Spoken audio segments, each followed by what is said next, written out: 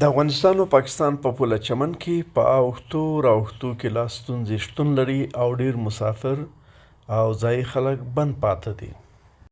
د افغانستان ولس 40 کلن جنګ زخ ځپلي دي او له لوږې سره مخ دي. هغه د هیواد پاسپورټونو ته لاسرسی نه لري. په دې اړه موږ له ذبیح الله مجاهد سره هم خبرې کړې او مرکه یې تاسو ته وړاندې کوو. د یوې خوا که په افغانستان باندې پابندیان لګېدلي دي یا تاسو حکومت ته تسلیموي یا تاسو بودیجه څه ده هغه بنده کړې ده، نو بلې خواته تاسو او پاکستان دوه ورونه، دوه همسایه، دوه مسلمان هیوادونه یاست، نو که هغه پابندیانې برقرار دي د جهان هغه خو جلا مسله، نو د تاسو مابین کې که دا سرحد خلاص شي او د دې چې د خلکو که پیاز دي، که انار دي، که انګور دي او دا ولاړ شي دورې خرڅ شي او دا پیسې هېواد ته راشي، نو زه هم د عام سړي څه ده د بزګر د هغه چې کوم له لوږې سره مخ کېږي دا مسله به حل شي. په دې کې تاسو څه وایئ؟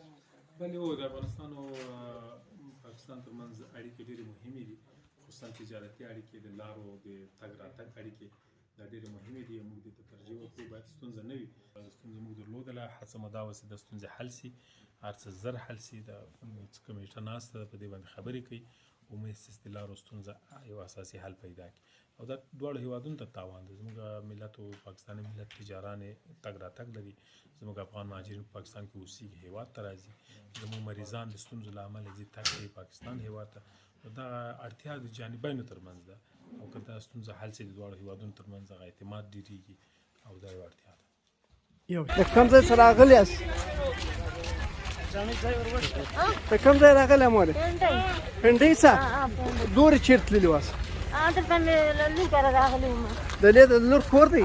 لور مې وه. د لور سره دې ولیدل؟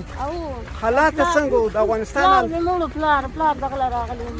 بیا ایساره شومه، طالبان حکومت ایساره شومه، اوس افریقا شو راغلی وي. د لور ژوند یې څنګه وو؟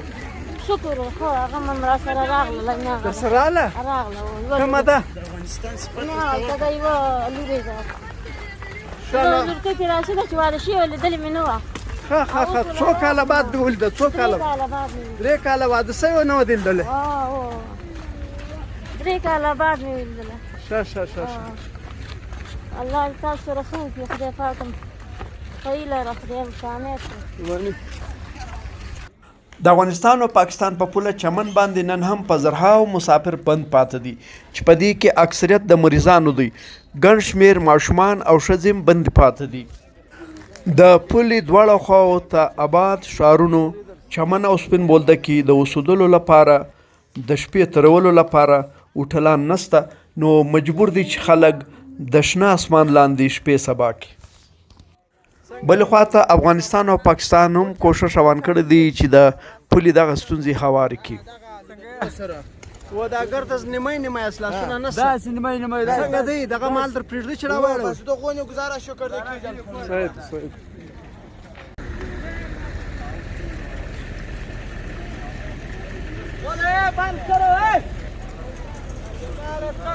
قربان سره روان یو وطن ته دورې تللي وو.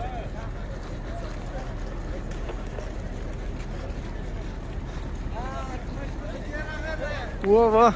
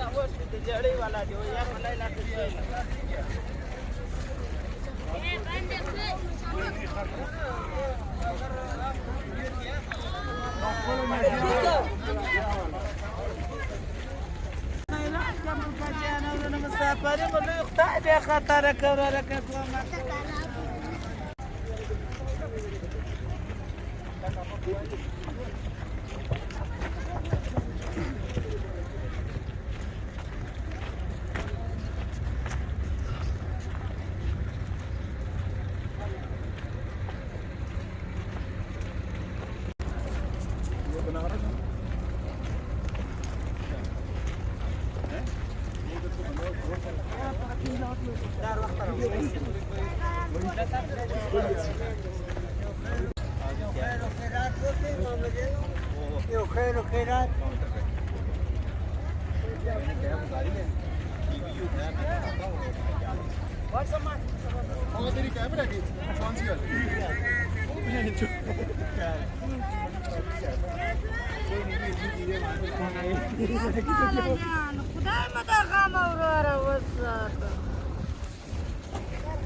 دا څه شي دی؟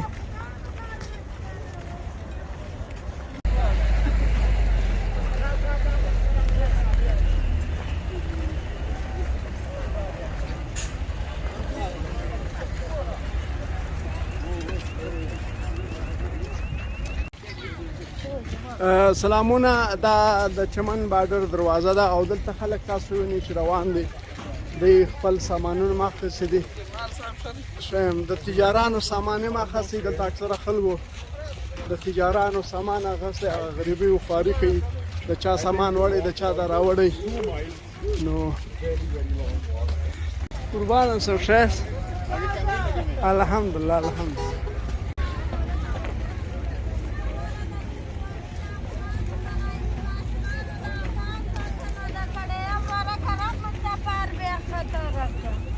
الله رب من خير ورا